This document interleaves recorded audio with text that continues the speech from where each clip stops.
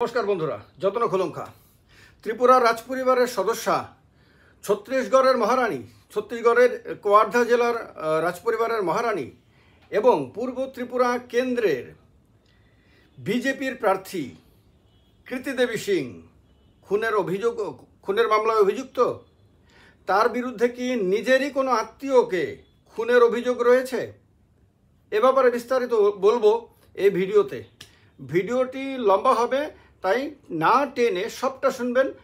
যদি মাঝখানে টেনে টেনে যান তাহলে ভিডিওটি বুঝতে পারবেন না যে প্রকৃত তথ্য কি। ইন্টারনেট ঘেটে ঘেটে বিভিন্ন ডকুমেন্ট থেকে যে তথ্যগুলো বের করে আনা হয়েছে বিস্তারিতভাবে আজকে এই ভিডিওতে সবটাই আপনাদের সামনে তুলে ধরব। পূর্ব ত্রিপুরা কেন্দ্রের বিজেপির প্রার্থী, ছত্তিশগড়ের কাওয়ার্ধায় তিনি পরিচিত কৃতি দেবী সিং নামে। ত্রিপুরাতে এবার পরিচিত হয়েছেন কৃতি দেববর্মা হিসেবে। বিজেপি প্রচার পুস্তিকা থেকে প্রচারের যত সামগ্রী আছে সব কিছুতেই নামের আগে মহারানী শব্দটি ব্যবহার করছে। মহারানী ওই ছত্তিশগড়ের যে রাজপরিবার, সে রাজপরিবারের। তার বিরুদ্ধে অভিযোগ রয়েছে তিনি এবং তার স্বামী মিলে তাদেরই একজন নিকটাত্মীয়কে খুন করেছেন। এই অভিযোগে মামলা হয়েছে। মামলার তদন্ত করছিল একটি পুলিশ স্টেশনের ইনভেস্টিগেটিং অফিসার। তার তদন্তে খুশি না হয়ে মৃত ব্যক্তির স্ত্রী এবং কন্যারা মিলে হাইকোর্টে আবেদন জানান। হাইকোর্টে আবেদনে তাদেরকে অভিযুক্ত করা হয়, বলা হয় যে তদন্ত ঠিক মতো হচ্ছে না, কারণ এবং মূল যে সামগ্রী ইত্যাদি তারা উদ্ধার করছে না, কল রেকর্ড ইত্যাদি উদ্ধার করছে না, কিছুই করছে না। ঠিকভাবে তদন্ত না করার কারণে তারা হাইকোর্টে, ছত্তিশগড় হাইকোর্টে দ্বারস্থ হন এবং ছত্তিশগড় হাইকোর্ট থেকে শেষ পর্যন্ত আপনার বিষয়টি তদন্ত করার জন্য সিবিআইকে আদেশ দেওয়া হয়। সুতরাং এটি সিবিআইয়ের অধীনে রয়েছে। এখন সিবিআই তদন্ত চলছে এই মামলাটিতে। মামলাটি কি, অভিযোগ কি, মূল কাহিনী কি, সেটাও বলবো। তার আগে আপনাদেরকে দেখাই, গতকালকে এই হোয়াটসঅ্যাপ মেসেজটি আসে আমার কাছে এবং আমি শুনেছি যে সারা ত্রিপুরাতেই নাকি এটা ভাইরাল হচ্ছে। প্রচুর মানুষের নাকি হোয়াটসঅ্যাপে নাকি যাচ্ছে এই মেসেজটি। এইটিতে একটি ডকুমেন্ট বলা হচ্ছে high court of Chhattisgarh Bilaspur order number, date দেওয়া হয়েছে আর মামলাটা কি ইত্যাদি বলা হয়েছে। এই ডকুমেন্টের পরে আমি খোঁজ খবর করি, ইন্টারনেটে ঘাটাঘাটি করি। আজকে দেখলাম সকালবেলা একটা পত্রিকাতেও অল্প বিস্তর এই মামলা সম্বন্ধে বলা হয়েছে, কিন্তু বিস্তারিত বলা হয়নি। আমি খোঁজ খবর করে ঘাটাঘাটি করে জানতে পেরেছি, যা আপনাদের সামনে তুলে ধরবো এই ভিডিওতে। এই ভিডিওটি যদি সবটা শোনেন তাহলে আপনার কাছে স্পষ্ট হয়ে যাবে। প্রথমত হলো যে মামলায় আবেদনকারীকে এটা বলছি আপনাদেরকে। আবেদনকারীর নাম হলো জ্যোতি নায়ার। নামগুলো একটু মনে রাখবেন, জ্যোতি নায়ার। জ্যোতি শব্দটা, নামটা খেয়াল না থাকলেও নায়ার এই যে সারনেম বা টাইটেল, এটা খেয়াল রাখবেন। জ্যোতি নায়ার। জ্যোতি নায়ারকে তিনি বিশ্বনাথ নায়ারের স্ত্রী। বিশ্বনাথ নায়ার হলো এখানে যে ব্যক্তিকে খুন করা হয়েছে সেই ব্যক্তির নাম হলো বিশ্বনাথ নায়ার। এইটা খেয়াল রাখতে হবে আপনাদের। এই বিশ্বনাথ নায়ার এবং জ্যোতি নায়ার তারা হলো স্বামী স্ত্রী। স্বামী মারা গেছে, স্বামী খুন হয়েছে, স্ত্রী মামলা করেছে, আবেদন করেছে হাইকোর্টে। স্ত্রীর সঙ্গে এই বিশ্বনাথ নায়ারের কন্যা দুজন, জাহ্নবী লতা নায়ার এবং শৈলজা নায়ার, এরাও এই আবেদনকারী এই মামলাতে, হাইকোর্টে আর কি। তারবিতা দেবী নামে আরও একজন এই মামলাতে আবেদনকারী আছে। আর মূল অভিযুক্ত এই মামলাতে তাদের মধ্যে একজন হলো যোগেশ্বর রাজ সিং। এই যোগেশ্বর রাজ সিং আর 2 নম্বর হলো কৃতি দেবী সিং। যোগেশ্বর রাজ সিং হলেন কৃতি দেবী সিংয়ের স্বামী, আর কৃতি দেবী সিং যোগেশ্বর রাজ সিংয়ের স্ত্রী। আপনারা জানেন, আমরা যে কৃতি দেবী সিংয়ের নাম গত মাসখানেক ধরে খুব শুনছি, সেই কৃতি দেবী সিংয়ের স্বামীও কিন্তু যোগেশ্বর রাজ সিং। এই মামলাতে আরও কয়েকজনকে পার্টি করা হয়েছে।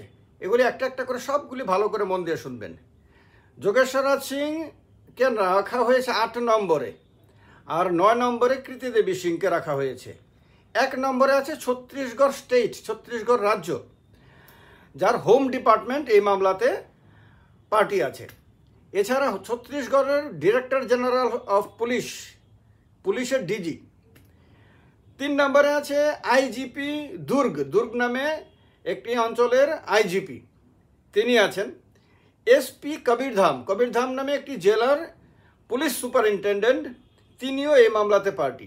এসএইচও কবিরধামের যে এসএইচও, তিনিও এই মামলাতে পার্টি। আর পিপরিয়া পুলিশ স্টেশনের যিনি ইনভেস্টিগেটিং অফিসার, এই মামলার যিনি তদন্ত করছিলেন, তিনিও এই মামলাতে পার্টি। আর 7 নম্বরে পার্টি হলো সেন্ট্রাল ব্যুরো অফ ইনভেস্টিগেশন বা সিবিআই। হাইকোর্টে মামলাটির নাম্বার হলো WPCR নাম্বার 765 অফ 2021 সালের মামলার নাম্বার হলো 765। হাইকোর্ট অফ ছত্তিশগড় হাইকোর্টের বিলাসপুর। এবার আইনজীবী যারা আবেদনকারী, তাদের আইনজীবীর নাম হলো সৌরভ ডাঙ্গি। আর সরকারি আইনজীবী এই সরকার এবং অন্য যারা আছে এখানে পার্টি, তাদের হয়ে দেবেন্দ্র প্রতাপ সিং মামলাটি লড়ছেন। এখন কথা হলো ডিস্ট্রিক্ট কবিরধাম, ছত্তিশগড়, যেখানে ঘটনাটি ঘটেছে, মানে খুন যেখানে হয়েছে, কবিরধাম জেলার সিবিআই কে মামলাটি তদন্ত করার জন্য আদালত মানে হাইকোর্ট নির্দেশ দিয়েছে। কবে? 10 জানুয়ারি 2022 সাল, অর্থাৎ আজকে থেকে 2 বছরেরও বেশি সময় আগে। এখন মার্চ শেষ হয়ে এপ্রিল চলে এসেছে, তাহলে এটা জানুয়ারির 10 তারিখ 2022 সালের। এরপরে আপনার 2023, 2024, অর্থাৎ এরপরেও 2 মাস হয়ে গেছে, প্রায় 2 মাস। এই মামলাটির আদেশ দেয়। মামলাটিতে সিবিআইকে বলা হয়, CBI shall make all possible Endeavour to complete fair and independent investigation at the earliest, অর্থাৎ দ্রুত, একদম পরিচ্ছন্ন এবং স্বাধীন তদন্ত করার জন্য যা যা প্রয়োজন তা সব সিবিআই করবে। এই মামলাতে সিবিআইকে আদেশ দিয়ে আদালত এই কথা বলেছে। এখন কথা হলো অভিযোগ কি? এই অভিযোগটা ভালো করে শুনবেন। এটা কিন্তু অভিযোগ। প্রথমত আমি এখানে বলে দিই, কৃতি দেবী সিং এবং ওনার স্বামী কিন্তু অভিযুক্ত, তারা দোষী সাব্যস্ত হয়নি। এবং ভারতবর্ষের নিয়ম অনুসারে যে যতক্ষণ পর্যন্ত না কাউকে দোষী সাব্যস্ত করে আদালত, ততক্ষণ পর্যন্ত তাকে নির্দোষ হিসাবেই ধরা হয়। এটা অন্যদের ক্ষেত্রেও যেমন প্রযোজ্য, এটা কৃতি দেবী সিংয়ের ক্ষেত্রেও প্রযোজ্য। সুতরাং কৃতি দেবী সিংকে কেউ কিন্তু এক্ষেত্রে দোষী হিসাবে ধরবেন না, তিনি অভিযুক্ত, তার বিরুদ্ধে অভিযোগ রয়েছে। যতক্ষণ পর্যন্ত না অভিযোগ প্রমাণিত হবে এবং তাকে আদালত শাস্তি দেবে, ততক্ষণ পর্যন্ত তিনি নির্দোষ। সুতরাং এই মামলাতে এখনো পর্যন্ত তিনি নির্দোষ, তার বিরুদ্ধে অভিযোগ রয়েছে। তো অভিযোগটা কি, সেটা না জানলে আপনারা বুঝতে পারবেন না যে মূল কি, বিষয়টি কি। কাওয়ারধা নামে একটি অঞ্চল রয়েছে ছত্তিশগড়ে। এই কাওয়ারধার রাজা বিশ্বরাজ সিংয়ের প্রয়াত স্ত্রী, তিনি এলাকায় রাজমাতা নামে পরিচিত। তিনি শশীপ্রভা দেবী তার নাম। এই রাজমাতার ভাগ্নে ছিলেন মৃত বিশ্বনাথ নায়ার। ওই বিশ্বনাথ নায়ার যার কথা বললাম, যাকে খুন করা হয়েছে, এই বিশ্বনাথ নায়ার মানে শশীপ্রভা দেবীর মানে রাজমাতার, শশীপ্রভা দেবী বারবার বলবো না, রাজমাতা বলবো, রাজমাতার ভাগ্নে ছিলেন। রাজমাতা দুবার এমএলএ হয়েছিলেন এই অঞ্চল থেকে। তিনি একবার এমএলএ হয়েছিলেন অখিল ভারতীয় রামরাজ্য পরিষদের টিকিট পেয়ে, আরেকবার তিনি ভারতের জাতীয় কংগ্রেসের টিকিটে এমএলএ হন। কাওয়ারধা জেলায় তিনি প্রচণ্ড প্রভাবশালী রাজনৈতিক নেতা হিসেবে পরিচিত। এই রাজমাতা, তার প্রচুর রাজনৈতিক প্রভাব ছিল। শুধু তা না, তিনি সম্পদশালীও ছিলেন, বহু কোটি টাকার সম্পদের মালিকও ছিলেন তিনি। তার 2 মেয়ে এবং 1 ছেলে। ছেলের নাম হলো যোগেশ্বর সিং। এই যোগেশ্বর সিংই হলেন কৃতি দেবী সিংয়ের স্বামী। কৃতি দেবী সিংয়ের স্বামী যোগেশ্বর সিং হলেন রাজমাতার একমাত্র পুত্র। তার 2জন মেয়েও রয়েছেন। মা ছেলের মধ্যে বনিবনা ছিল না, এই অভিযোগ অনুসারে বনিবনা ছিল না। রাজমাতা তার ভাগ্নে বিশ্বনাথ নায়ারকে যথেষ্ট স্নেহ করতেন। তিনি উইল করে তার সমস্ত সম্পত্তি তার দুই মেয়ে এবং ভাগ্নেকে দিয়ে দেন। নিয়ম অনুসারে সাধারণভাবে মা বাবার সম্পত্তি ছেলে এবং মেয়েই পায়, কিন্তু এই ক্ষেত্রে ছেলেকে তিনি কিছু দেননি, বঞ্চিত করেন, আর ভাগ্নে এবং দুই মেয়েকে সমস্ত সম্পত্তি দিয়ে দেন, উইল করে দিয়ে দেন একদম লিখিতভাবে। ছেলে যোগেশ্বরকে তিনি কিছু দেননি, অর্থাৎ কৃতিদেবী সিংয়ের স্বামী যোগেশ্বর সিং তিনি এক নয়া পয়সাও পাননি অভিযোগ অনুসারে। রাজমাতার মৃত্যুর পর তার দুই কন্যাও সম্পত্তি দেখভালের ব্যাপারে বিশ্বনাথ নায়ারের ওপরে আস্থা রাখেন। অর্থাৎ বিশ্বনাথ নায়ার, এই যে রাজমাতার ভাগ্নে, তিনি এই পরিবারে যথেষ্ট আস্থার ব্যক্তি ছিলেন। অনেক থাকে না এরকম, অনেকে আমাদের পরিচিত আত্মীয় স্বজন বা বন্ধুবান্ধব থাকে যে বিশ্বাস খুব অর্জন করতে পারে, যার আচার আচরণের মধ্যে হয়তো বিশ্বাস অর্জন করার ক্ষমতা থাকে। ফলে এই ব্যক্তিও মা এবং কন্যা তাদের উভয়েরই আস্থা অর্জন করতে পেরেছিলেন এই বিশ্বনাথ নায়ার, যাকে খুন করা হয়েছে। তো বিশ্বনাথ নায়ার রাজমাতা এবং তার দুই মেয়ের সঙ্গে বিশ্বনাথের যে ঘনিষ্ঠতা আত্মীয় হিসেবে, তাতে একমাত্র ছেলে যোগেশ্বর ক্ষুব্ধ হন। তিনি প্রচণ্ড রেগে যান, অসন্তুষ্ট হন এবং ক্ষুব্ধ হন, কারণ তার মা তাকে পছন্দ করছে না, কিন্তু তার মা নিজের ভাগ্নেকে পছন্দ করছে এবং মেয়েদেরকে পছন্দ করছে। ফলে তার মধ্যে একটা ক্ষোভ তৈরি হয়, তার মনে বিশ্বনাথের প্রতি তীব্র ঘৃণা তৈরি হয়। তিনি নাকি হত্যার আগে একসময় বিশ্বনাথকে ভয়ঙ্কর পরিণতির হুমকিও দেন। এই যে কৃতিদেবী সিংয়ের স্বামী যোগেশ্বর সিং, তিনি বিশ্বনাথ নায়ারকে হত্যার হুমকি, মানে ভয়ঙ্কর পরিণতির হুমকি দেন। হত্যার কথা বলা হয়নি। 27 আগস্ট 2021 সালের 27 আগস্ট, অর্থাৎ এটা 2024, এর আগে 2023, এর আগে 2022, এর আগে 2021 সাল। এই 2021 সালের 27 আগস্ট রাতে কবির ধামের ফার্ম হাউসে ঘুমন্ত অবস্থায় এই বিশ্বনাথ নায়ারকে নৃশংসভাবে, নিষ্ঠুরভাবে হত্যা করা হয়। এই হলো মূল অভিযোগ। এই অভিযোগের পরে আপনার যে পিপরিয়া পুলিশ স্টেশন, তাতে স্বাভাবিকভাবে মামলা হয়। এই মামলায় দেখা যায়, কারণ প্রভাবশালী মূল অভিযুক্ত ব্যক্তি যারা যোগেশ্বর সিং এবং তার স্ত্রী কৃতিদেবী সিং, তারা যেহেতু প্রভাবশালী, খুব স্বাভাবিকভাবে অভিযোগ ওঠে যে পুলিশ নাকি ঠিকভাবে তদন্ত করেনি, পুলিশ তদন্ত অবহেলা করে এবং এই তদন্তে এদের বিরুদ্ধে যে অভিযোগ, এদের যে মানে হত্যাকাণ্ডের সঙ্গে সম্পর্ক থাকতে পারে, এই দিকটাকে পুলিশ অবহেলা করতে থাকে। এর ফলে তদন্ত ঠিকভাবে হচ্ছিল না, যার কারণে এই মামলা এগোচ্ছিল না ঠিকভাবে। এটা হলো অভিযোগকারী যারা, তাদের অভিযোগ। এই মামলার কেস নাম্বার হলো 2021 সালের কেস নাম্বার 0312। এটা পিপরিয়া থানাতে এই কেসটি রেজিস্টার্ড হয়। কেস নাম্বারটা হলো 0 আছে আগে, এরপরে 312, 2021 সালে।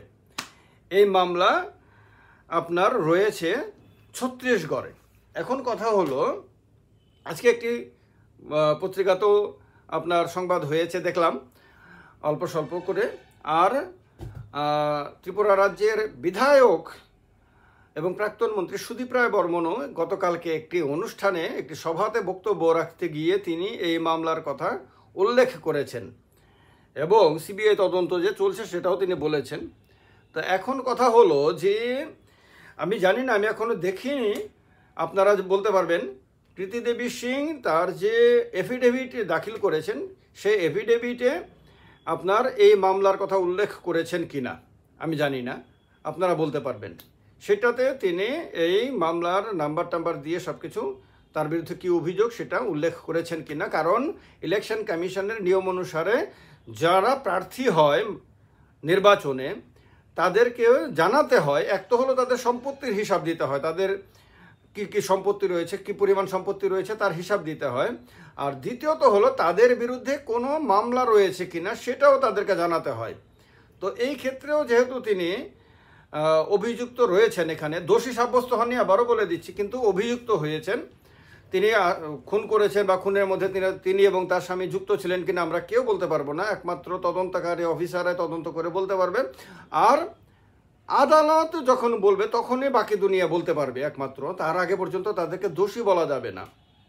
কিন্তু ইলেকশন কমিশনের নিয়ম অনুসারে এই তথ্যগুলো দিতে হয়, তিনি দিয়েছেন কিনা আপনারা বলতে পারবেন। আমি এখনও চেক করিনি, আপনারা যদি কারো অনেকেই হয়তো চেক করেছেন বলতে পারবেন। এই বিষয়টি যেভাবে মানে আমি দেখলাম হোয়াটসঅ্যাপে ঘুরছে আর কি, যা বুঝতে পারছি যে আমাকেও কেউ পাঠিয়েছে এবং বহু মানুষের মুখেই শুনছি যে তারা নাকি এই হোয়াটসঅ্যাপ মেসেজটি নাকি পেয়েছে। তো তার মানে বোঝা যাচ্ছে একে বিরোধীরা যারা মানে আপনার পূর্ব ত্রিপুরাতে যারা ক্যান্ডিডেট আছে, বিরোধী ক্যান্ডিডেট, বিরোধী শুধু যে সিপিএমের ক্যান্ডিডেট আছে তা তো না, আরও অনেক ক্যান্ডিডেট রয়েছেন। তো এরা স্বাভাবিকভাবে এটাকে প্রচার করার চেষ্টা করবে, স্বাভাবিকভাবে নির্বাচনে ফায়দা তোলার চেষ্টা করবে। আর যদি এফিডেভিটে উল্লেখ না করে থাকেন তাহলে সেটাকেও তারা ইলেকশন এর একটা ইস্যু বানানোর চেষ্টা করবে। এটা খুব স্বাভাবিক ব্যাপার। এমনকি এই কৃতিদেবী সিং যেহেতু তিনি ওইখানে সিং হিসাবে রেজিস্টার্ড এবং নির্বাচনও দাঁড়িয়েছিলেন নির্দল ক্যান্ডিডেট হিসেবে এবং তার জামানত বাজেয়াপ্ত হয়েছিল বলে একটি সংবাদে উল্লেখ করা হয়েছে। তো তিনি এখানে এসে দেববর্মা টাইটেলকে ব্যবহার করে তিনি নির্বাচনে দাঁড়িয়েছেন। তো এখানে তার টাইটেল নিয়ে, তার পদবি নিয়েও একটি বিতর্ক রয়েছে। আর বিতর্ক এখন এইটাও চলে এলো সামনে, যদিও এতদিন ধরে বিষয়টি ত্রিপুরা রাজ্যের মানুষ জানতো না, আর জানারও কোনো কারণ নাই, কারণ কৃতিদেবী সিং অ্যাকচুয়ালি নির্বাচনে ক্যান্ডিডেট হওয়ার আগে পর্যন্ত তাকে কেউ জানতো না। সত্যিকার অর্থে আমি নিজেও কোনো দিন ওনার নাম শুনিনি এবং ত্রিপুরা রাজ্যের মানুষ ওনাকে চিনতও না, জানতও না। কারণ পরে জানলাম যে তিনি মানে ছোটোবেলা থেকেই তিনি শিলংয়ে ছিলেন, শিলংয়ে তিনি বড় হয়েছেন, সেখানে তিনি মাধ্যমিক পর্যন্ত পড়াশোনা করেছেন। এরপরে ওনার বিয়ে হয়, উনি ছত্তিশগড়ে চলে যান। ফলে ত্রিপুরার সঙ্গে ওনার নারী টান তৈরি হয়নি, ত্রিপুরার সঙ্গে মাটি এবং মানুষের সঙ্গে ওনার সম্পর্ক তৈরি হয়নি, ফলে ত্রিপুরার মানুষ ওনাকে চিনত না, জানতো না।